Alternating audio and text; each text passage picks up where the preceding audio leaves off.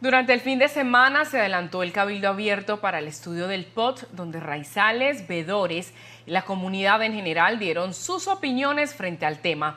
En el recinto de la Duma también se contó con la presencia de algunos secretarios de despacho.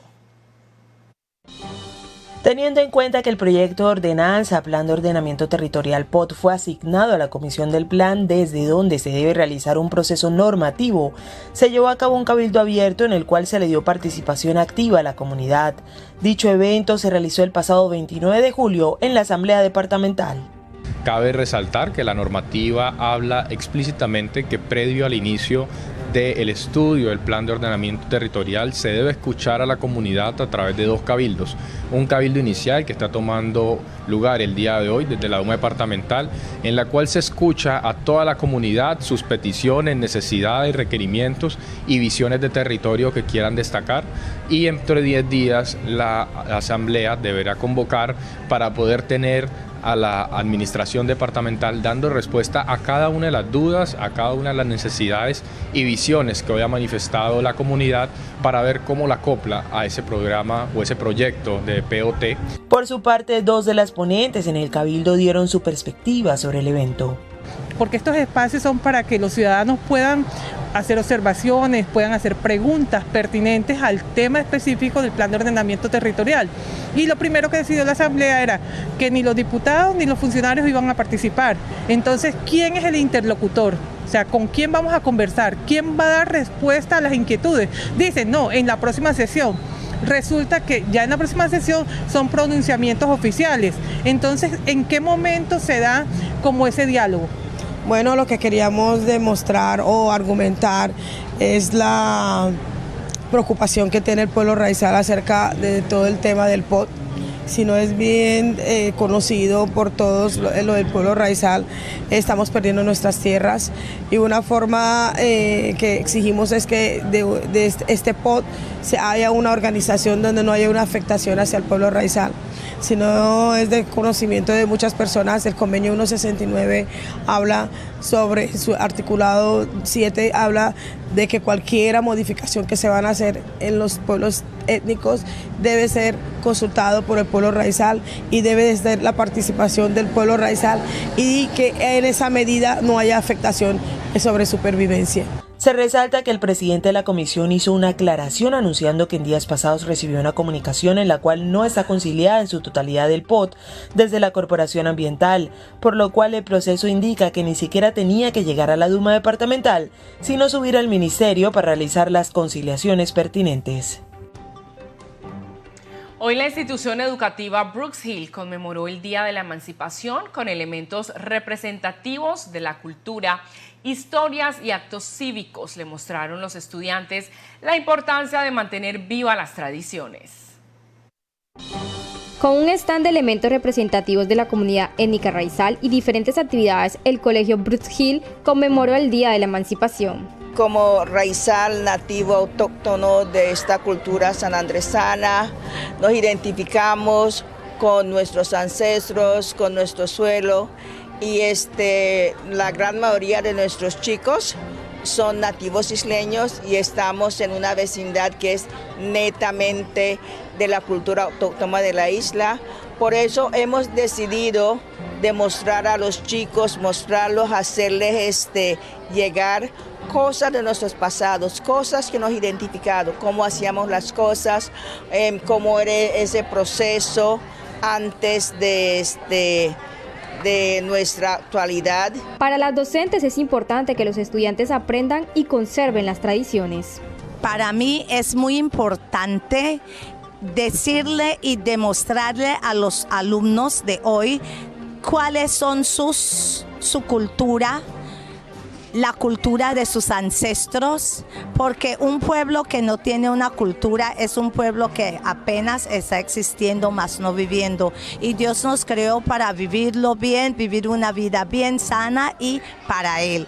De manera que si ellos no saben su cultura, su tradición y de dónde vienen, no podrán estar en la óptima condición de pasárselo a la futura generación, porque ellos son los jóvenes de hoy, pero mañana ellos serán los padres y los encargados de transmitir nuestra cultura. Teleislas News conoció la inscripción del candidato Ignacio Barrera Kelly. Este y otros 3 candidatos se inscribieron el pasado sábado 29 de julio. En el último día de inscripciones que dispuso la Registraduría Nacional se inscribieron 4 candidatos aspirantes a la gobernación del departamento Archipiélago. Teleislas News logró escuchar los pilares de campaña de uno de ellos. Reddy se enfocó y nos estamos enfocando muchísimo en la parte de la corrupción, que es el bloqueo que está causando, que frena muchas de las cosas, las iniciativas, los proyectos, muchas de las cosas que en realidad se plasmaron muy bien en papeles, aún en gobiernos anteriores, quedaron estancadas y bloqueadas debido a la corrupción. Segundo, sabemos que toda la comunidad está temblando, está en miedo, hay un temor total, una zozobra que vivimos debido a la situación de violencia que estamos viviendo. Entonces, definitivamente tenemos fuertes iniciativas para restaurar y regresar al retorno al paraíso. Tercer eje, definitivamente, que está combinado es el tema de salud que tenemos y el tema del turismo y la economía, fortalecer estas áreas, y con eso definitivamente tendremos los pilares que necesitamos para retorno al paraíso. Es de resaltar que el pasado sábado 29 de julio también realizaron su inscripción los candidatos Katia Uten, Rómulo Areiza Taylor y Erlit Arroyo Newell, quien se inscribió por el Pacto Histórico.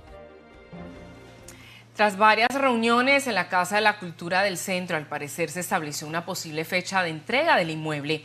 Esta casa periodística conoció que podría ser finalizando Ley de Garantías.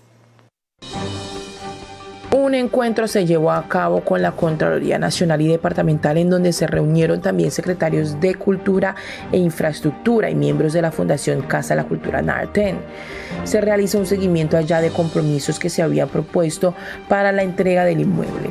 En la reunión se trataron diferentes temas, entre ellos la fecha tentativa para la entrega de la Casa de la Cultura, en donde Teleislas News conoció que podría ser entregada después de Ley de Garantías, pues no se puede recibir hasta tanto no esté totalmente terminada la obra.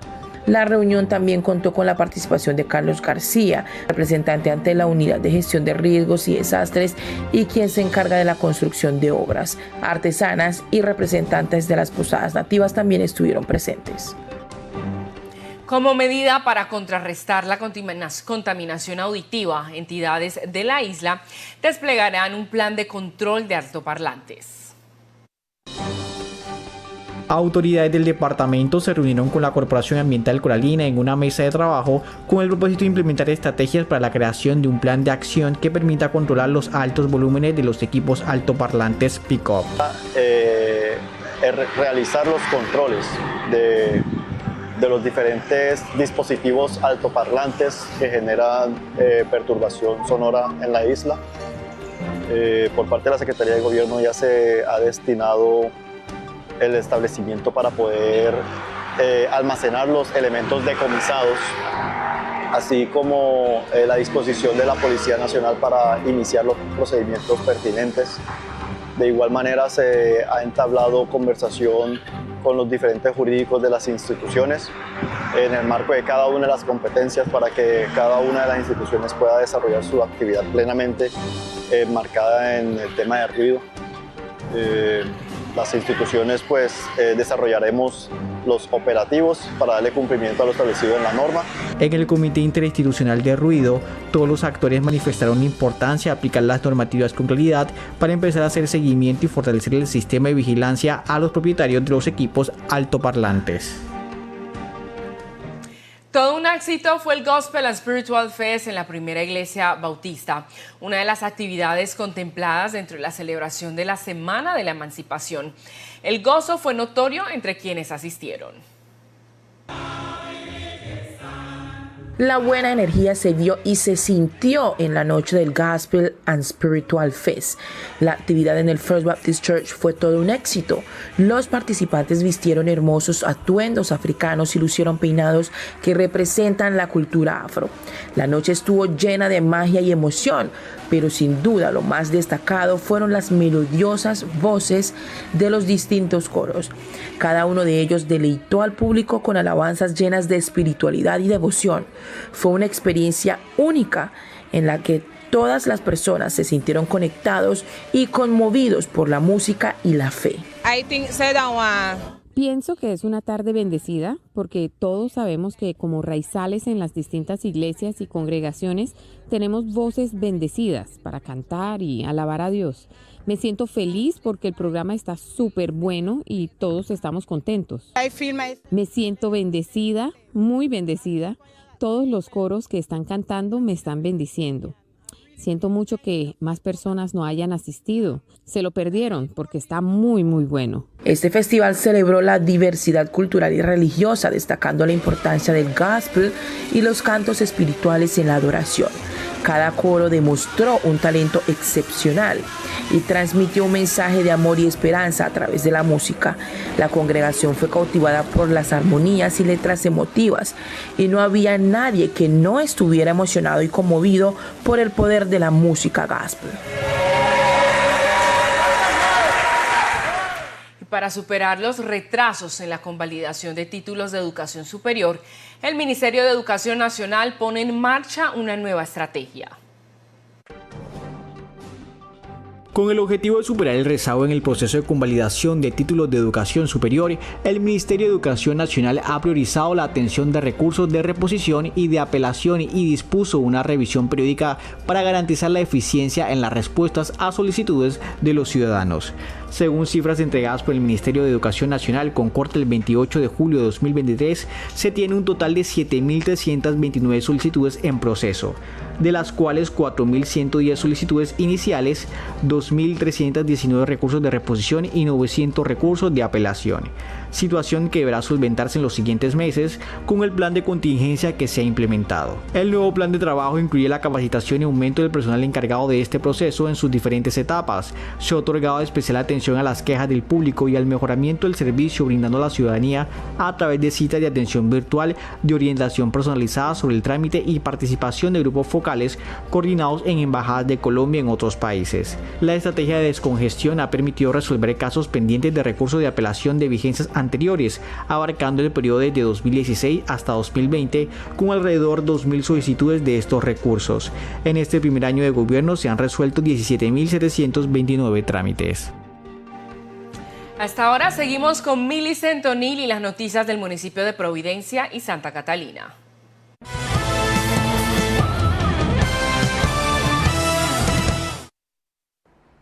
Muy buenas noches a todos, bienvenidos a la sección de Providencia y Santa Catalina, donde les traemos noticias relevantes del municipio. Este pasado fin de semana, los dos únicos candidatos hacia la alcaldía de Providencia y Santa Catalina se inscribieron oficialmente ante la Registraduría Nacional. Con pancartas, banderas, bailes y música, los candidatos a la alcaldía, acompañados de sus listas al consejo, candidatos a la gobernación y la comunidad, marcharon este fin de semana a inscribir sus candidaturas. Alex Ramírez, candidato del Partido Liberal, expresó ante cámaras cómo se sentía con este nuevo paso. Feliz por ver el apoyo que me ha dado toda la comunidad de Providencia, agradecerle también a Dios por esta oportunidad. Tenemos un objetivo claro, es de unir a Providencia, unir al archipiélago. Uno de nuestros objetivos es fortalecer la economía de las islas, las tres economías, que es el turismo, la agricultura y la pesca. Que trabajemos juntos para la unidad de las islas, que sigamos construyendo una Providencia cada día mejor. Por otra parte, la candidata Evis Livingston, inscrita por firmas con el movimiento La Fuerza de las Islas, también expresó su sentir en este momento de su carrera política. Feliz por todo el resultado que hemos dado hoy, por todo el acompañamiento de mi comunidad, que me han dado desde el primer día que empecé este proyecto político, el acompañamiento y todo el apoyo. Conozco cuáles son las necesidades de mi comunidad, las he recorrido durante 12 años aproximadamente que estoy en mi carrera política y donde conozco de pie a pa cuáles son las necesidades que tiene mi comunidad por sector y por temas sociales. La carrera hacia la alcaldía, que irá hasta el 29 de octubre, ha iniciado oficialmente en la isla de Old Providence y Santa Catalina. En esta se decidirá el rumbo del municipio por los siguientes 4 años.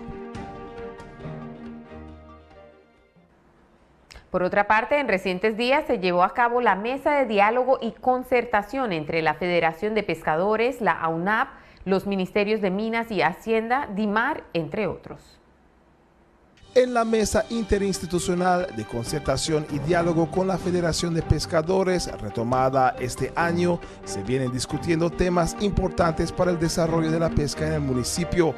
La UNAP ratificó el compromiso de fortalecer la actividad de la pesca en estas islas. De fortalecer sus competencias para que puedan llevar a cabo el ejercicio de la pesca. ¿Y cómo es este fortalecimiento?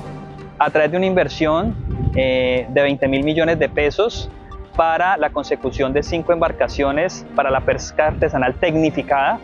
Para ello el Ministerio de Agricultura destinará estos recursos y bajo convenio que se estructurará con Cotecmar, la idea es poder brindar unas embarcaciones que respondan a las necesidades de la región. Existe un recurso de 500 millones de pesos para apoyar con la optimización de 15 lanchas entregadas tras el huracán. Asimismo, la ADR también hizo presencia, la Agencia de Desarrollo Rural, lo cual ellos están manifestando apoyo para la construcción de un muelle y asimismo, a través de una alianza que se va a hacer a través de un convenio con la AUNAP, la idea es poder brindar atención a más embarcaciones para su optimización y mejoramiento aquí en la isla. Durante el encuentro, la Federación solicitó un precio diferencial en el combustible no solo para los pescadores, sino para toda la comunidad. Si bien hay una situación de frontera que establece un precio diferencial, no es correspondiente con la necesidad del municipio. Esa propuesta queda para evaluación. El Ministerio de Minas estará ofreciendo una posibilidad y la consideraremos en la próxima sesión. Tras la reunión, los pescadores se volvieron a sentar con Cotecmar para continuar diseñando las 5 embarcaciones que servirán para tecnificar la pesca artesanal en el municipio. Y esta ha sido toda la información para la sección de Providencia y Santa Catalina. Continúen en San Andrés con más noticias. Gracias, Mili. Hacemos una breve pausa. Ya regresamos con Teleislas News en inglés. Good night and welcome to Teleislas News with the most relevant and important information of the day.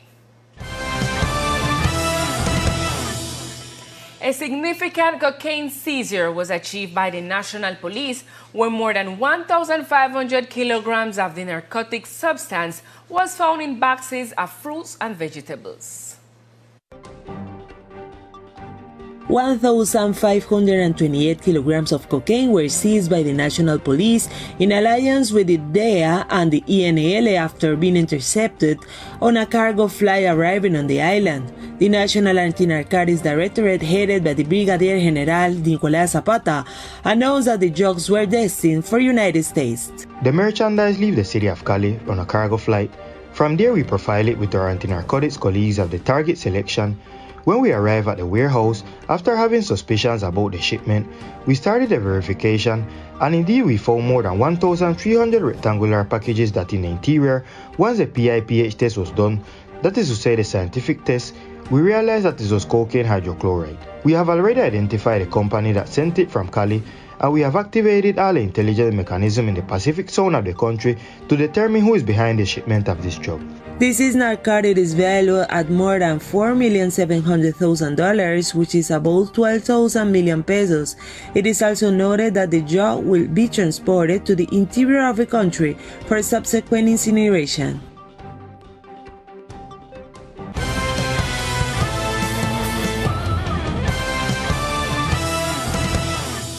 In order to regulate and guarantee transparency in the electoral elections, the departmental government publishes the decree where some important points are established regarding the exterior and visual publicity or electoral propaganda for this year 2023.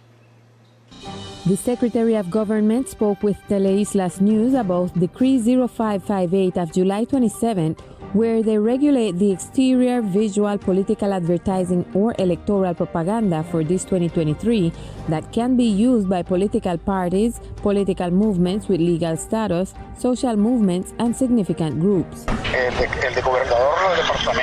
The governor of the department issued Decree 0558 of July 27, 2023, which regulates electoral advertising for the election of October 29, 2023.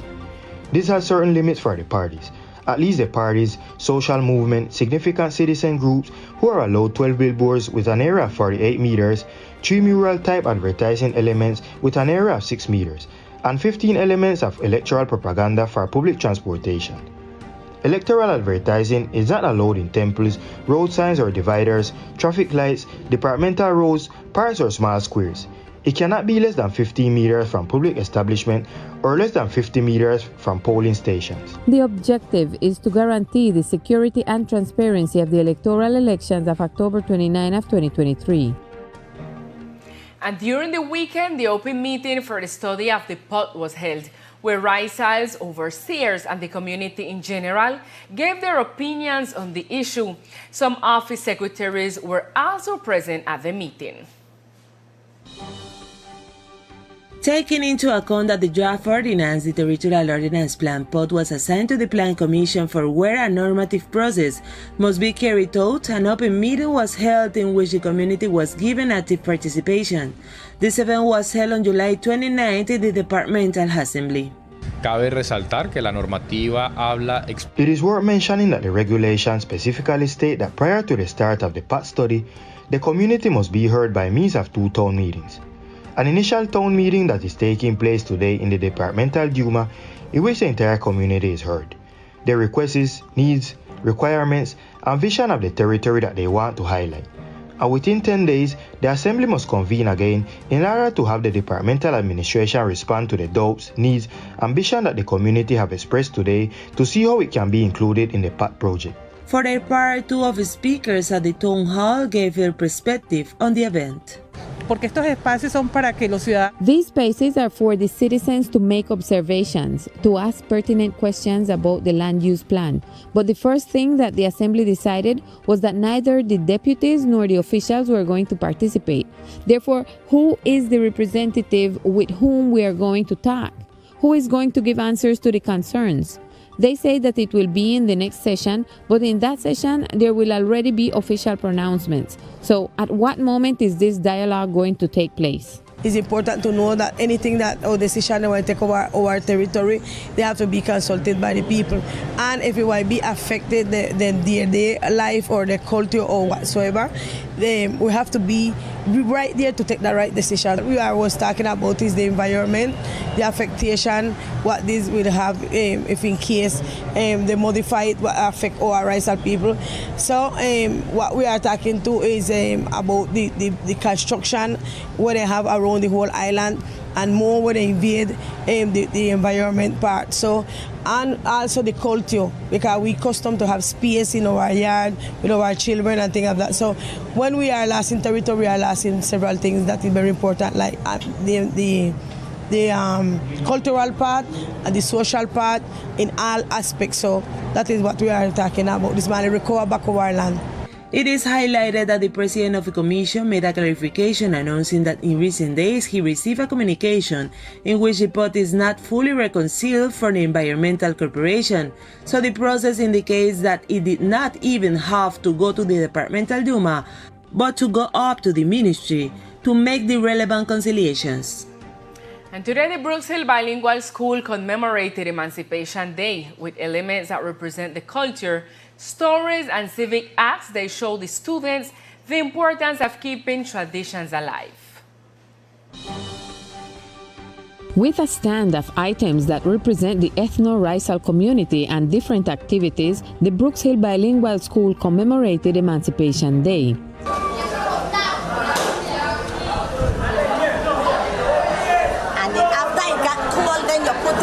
On the fireside to go over and do the process over and over until all the clothes are ironed. This is it. So we need to let our children know about their past, their identity, and how time was first, because it's important for them to let them know where they are coming from. They have a past, and the past is part of the history. That's why we decided to present part of our emancipation here at our school and let them know why we are celebrating emancipation. For the teachers, it is important for students to learn and preserve traditions. For me, it is very important, and I would even say mandatory, for these children to know their background, because a people without a culture is not a people. They are merely existing, and we are here to live and live to the best. So it is very important for them to know their practice, their tradition, and who they really are and where they came from, so that they maintain it and pass it on to the future generation. The cistern bucket is just specifically for the cistern. You can't take it out of here. It was hung on a nail inside the cistern for only dipping of water. And then the other buckets for kitchen or for whatever, that was different. But this was the cistern bucket. Teleislas news about the registration of the candidate Ignacio Barrera Kelly. He and other 3 candidates registered last Saturday, July 29. On the last days of inscriptions provided by National Registry, 4 candidates aspiring to the governorship of Archipelago Department registered. Teleislas News was able to listen to the campaign pillars of one of them. Ready focuses on the corruption part, which is a blockage that causes and stops the initiative and project that have been embodied in papers even in previous government which were stuck due to corruption. Secondly, we know that the whole community is afraid and anxious due to the situation of violence that we are living. That is why we have strong initiative to restore and return to paradise. Third axis is definitely the theme of health and the theme of tourism and economy. We want to strengthen these areas so we will have the pillars we need to return to paradise. It should be noted that last Saturday, July 29, candidates Katia Outen, Romulo Areiza Taylor, and Elite Arroyo Newell registered. The last candidate mentioned was registered for the Pacto Histórico Party. After meetings held at the Downtown Cultural House, it appears that a possible handover date for this property was established. This journalistic agency found out that it could be at the end of the guarantee law. A meeting was held with the National and Departmental Controller's Office, where the Secretaries of Culture and Infrastructure and members of the Northern Cultural House Foundation also met. They followed up on the commitments that have been proposed for the handover of the building. In the meeting, different topics were discussed, among them the tentative date for the delivery of the Cultural Center, where Teleislas News was informed that it could be handed over after the guarantee law since it cannot be received until the work is not completely finished. The meeting also counted on the participation of Carlos Garcia, who presents himself before the Risk and Disaster Management Unit and is in charge of the construction works. Craftwomen and representatives of Native Inns were also present in the meeting. As a measure to combat hearing pollution, island entities will develop a loudspeaker control plan. Authorities of the department met with the Environmental Corporation, Coralina, in a working session with the purpose of implementing strategies for the creation of an action plan to control the high volumes of loudspeaker equipment or pickup. To carry out the control of the different loudspeaker devices that generate noise disturbance on the island, the Government Secretariat have assigned the establishment to store the seized element as well as the disposition of the police to initiate the procedures. We have also spoken with the legal representative of each of the institutions so that they can fully develop their activities. The institutions will develop the operations to comply with the norm. In the Interinstitutional Noise Committee, all the actors expressed the importance of applying the regulations clearly to begin to follow up and strengthen the surveillance system for the owners of loudspeaker equipment. The Gospel and Spiritual Fest at First Baptist Church was a success. This was one of the activities, including the celebration of Emancipation Week. The joy was evident among those who attended. Good energy was seen and felt on the Gospel and Spiritual Fest night. The event at the First Baptist Church was a great success. Participants wore beautiful African outfits and showcased hairstyle that represented the Afro culture. The night was full of magic and emotion, but without a doubt, the highlight was the melodious voices of the different choirs. Each one of them delighted the audience with praises full of spirituality and devotion. It was a unique experience in which everyone felt connected and moved by music and faith. I think it's a blessed evening because like everybody know, we Native Islanders, Raisal people from different community, different church, well, we all time have blessed bodies to sing and praise and exalt the name of Jesus. So I really feel happy, I feel excited because the program really awesome and well, we enjoy ourselves this evening. I feel myself blessed. All this choir that sing, well, it has been a blessing to me and I really feel nice, I feel over excellent. Sorry more people not come out, but really and truly they miss it. Really nice. The festival celebrated cultural and religious diversity, highlighting the importance of gospel and spiritual songs in worship. Each choir demonstrated exceptional talent and delivered a message of love and hope through their music. The congregation was captivated by harmonies and emotional lyrics, and there was no one who was not moved and touched by the power of gospel music. And to overcome delays in the recognition of higher education degrees, the Ministry of National Education launches a new strategy.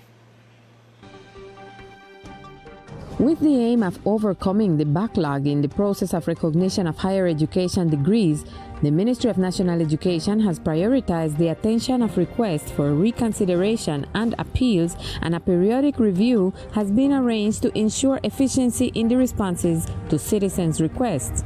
According to figures from the Ministry of National Education, as of July 28 of 2023, there are a total of 7,329 requests in process, of which 4,110 are initial requests, 2,319 are appeals for reconsideration, and 900 are requests for review.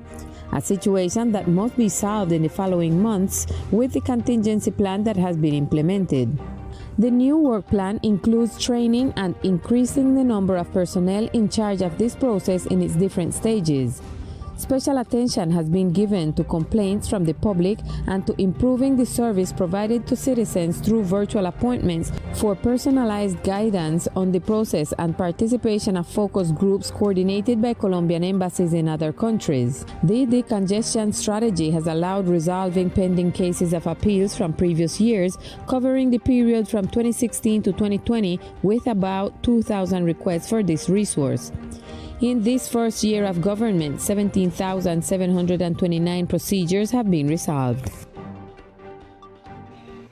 And now it's time for the news of the municipality of Old Providence and Santa Catalina with Millicent O'Neill.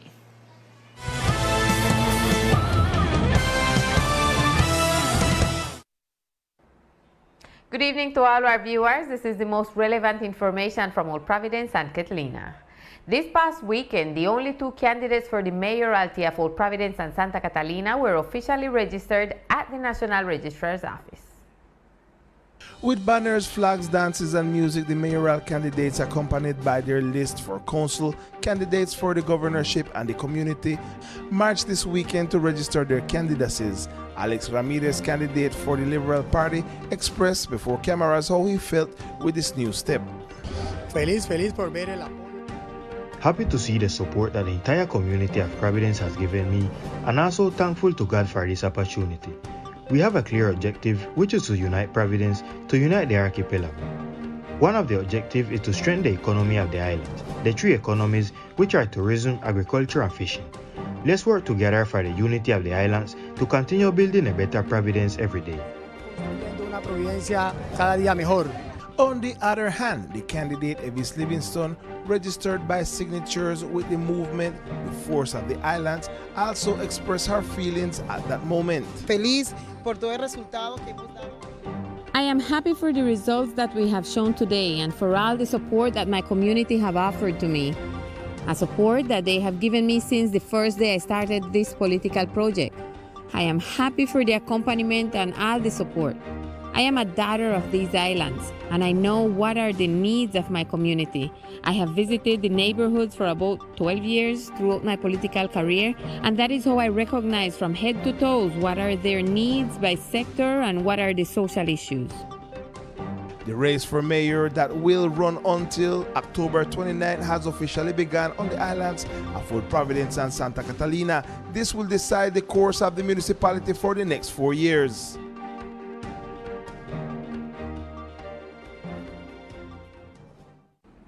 And in recent days, a dialogue and agreement session was held between the Fishermen's Federation, the AUNAP, the Ministries of Mines and Finance, DMAR, among others. The interinstitutional table for consultation and dialogue with the Federation of Fishermen that resumed this year, they are discussing important issues for the development of fishing in the municipality. In it, the AUNAP ratified their commitment to strengthen this activity on the islands.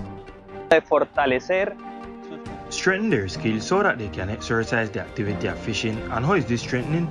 Through an investment of 20,000 million pesos for the procurement of 5 boats for technified fishing. For this, the Ministry of Agriculture will allocate these resources, and under an agreement to be made with Cotetmar, the idea is to provide some boats that meet the needs of the region. There are resources of 500 million pesos to support with the optimization of 15 boats delivered after the hurricane. Asimismo, la ADR. Likewise, the ADR was present, the Rural Development Agency, which is expressing support for the construction of a dock, and also through an alliance that will be made with the AUNAP.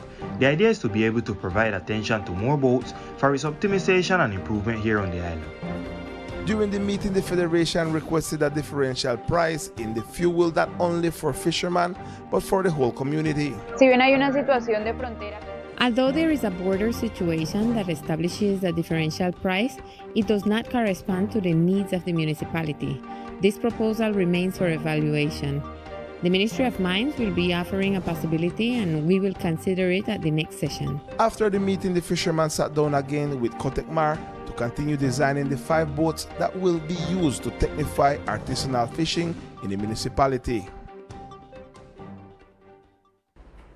And this is all we have for tonight for the section of Full Providence and Catlina. Continue in San Andres with more Teleislas news. Good night. Thank you, Millie. And with news of the municipality, we reach to the end of this broadcast. See you tomorrow at 1 p.m. with more of Teleislas news. Good night.